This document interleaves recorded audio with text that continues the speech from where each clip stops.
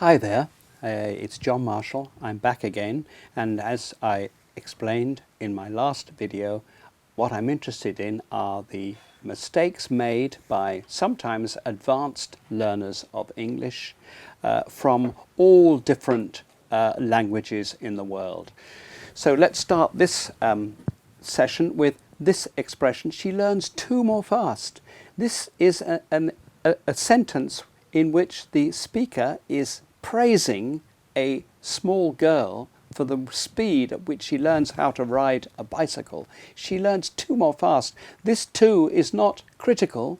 It is expressing almost disbelief that somebody can learn so quickly. But we can't make that expression. She learns too more fast. So she learns so fast. She learns so fast. She learns faster and faster. In Christmas, we can't use in with religious festivals. We always use at. So at Christmas, at Easter, at Eid in the Arab world, I'm trying to think of the Hindu October festival. Again, we would use at, not in. It's universal, typical mistake, very difficult to correct, especially among Spanish speakers of English. It's universal. That T is difficult to remember if you are a speaker of that language. It's something that you need to really concentrate on if you want to remove that error from your speech. In this moment is another translation of Spanish. It's so communicative, there's no reason to correct it, but it isn't, in fact, English. We have to say at the moment, or right now. In American English, at this moment, you could say, but not in this moment. Football, no, because don't like. So I asked somebody in an interview the sports that I thought they probably played as children, and the answer was football, no, because don't like. He didn't play football because he didn't enjoy playing football. But this was a speaker at a comparatively low level, so again, it's communicative. We understand what the idea is, which is great, but we can't use an expression like that. So I didn't play football because I didn't enjoy it. She have 3 sisters. Remember here, this is that first present tense, third person singular. She has 3 sisters. So often it remains as she have 3 sisters by speakers of certain languages, and again it's communicative, so it's difficult to get rid of that mistake. A number of boy, after a number we have to put the plural, a number of boys, if it's countable, a number of boys, a number makes it countable, so a number of boy, it has to be plural. One of the man has to be plural, so one of the men, and a few doctor. Few means we're talking about something that's countable, so that has to be a few doctors. This pictures, now we have the plural pictures, but when you listen to the speaker, it sounds as though they are using the singular, this pictures, but it could be that they're trying to say these pictures, but not remembering that these has a Z sound at the end, so it comes out as sounding like singular. This, these, this, the. This is voiceless. There's no voice in the throat when you say this, but when you say these, your throat moves, and that's the difference between the singular and the plural. These pictures. These bicycle. This time the speaker has got the these correct, but now that we've gone for plural, we have to have the bicycle in the plural too. Many furnitures. Furniture's not countable, but of course we all understand what you're trying to say when you are saying many furnitures, but the only way to do that is to say many pieces of furniture, because piece is countable. Some works to do. Works is singular, it's uncountable. I have some work to do. If you want to use a plural, you would have to use the word tasks. So I have some tasks to do. I have some errands to run. I have some messages to do. is also used in some parts of the English-speaking world. Public. I've put 2 lines on this to show that it's not a word, but it's the sound of the person saying it. So it's not public, it's public. It's not pu, but pa. Public, public.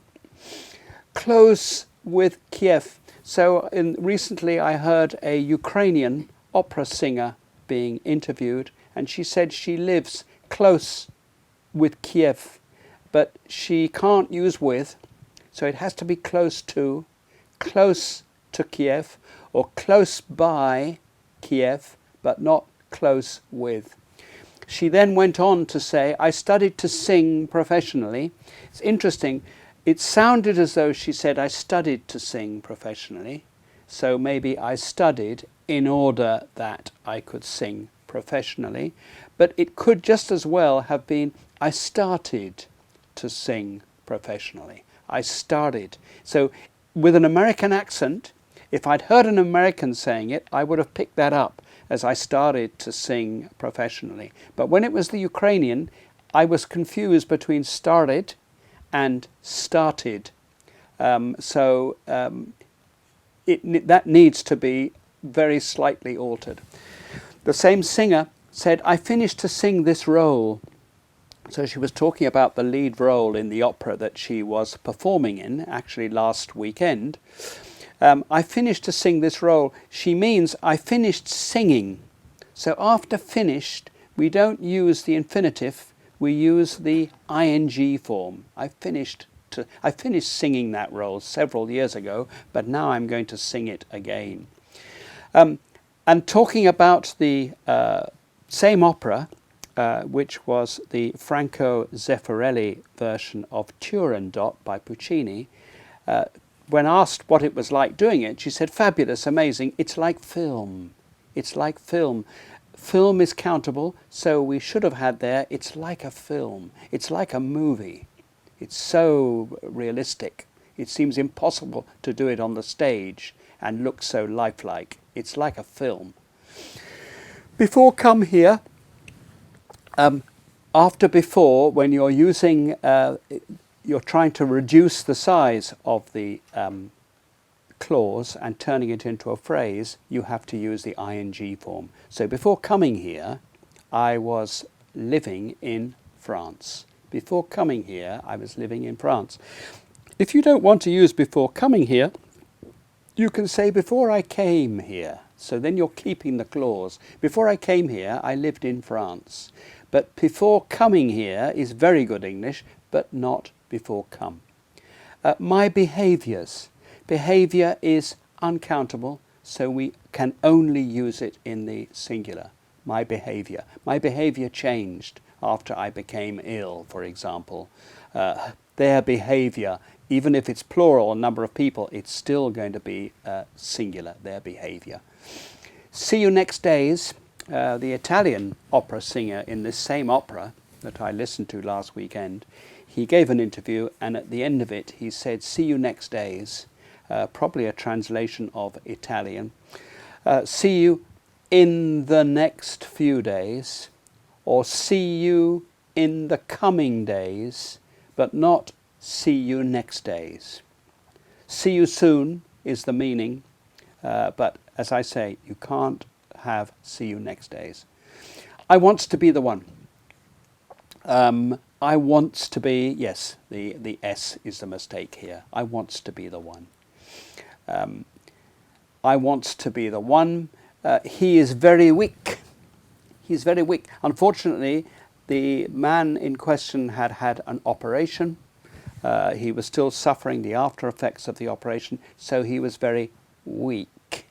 All right, so what's the mistake here? I put in the pronunciation wick. He was very weak.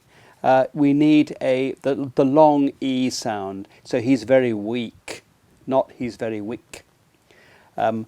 What I want to vote in the election. Okay, so in some languages the V and the W are interchangeable, or one replaces the other. I want to vote in the election. I want to vote in the election. And lucky man, he's a very lucky man. He's a very lucky man. So in this expression, again, it's the pronunciation. It's the sound E in the middle is actually very important. Lucky man is not the same as lucky man. He's a very lucky man. So when speaking quickly, a learner might think we don't need that long E sound in the middle.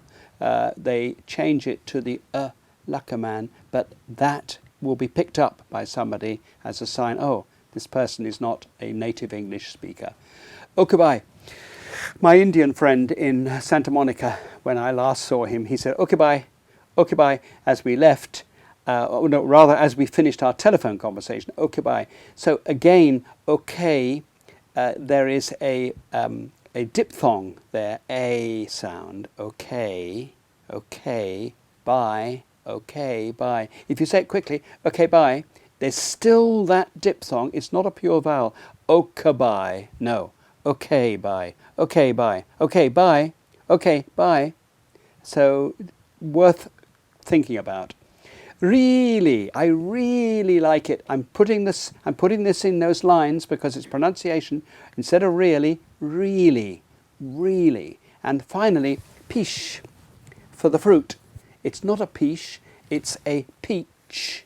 It's not a peach, it's a peach. And yet when you see the spelling, CH, you might think that that is going to be pronounced CH, sh, but it's not. It's got a T sound before that final CH. And that's all we have time for today. See you next time.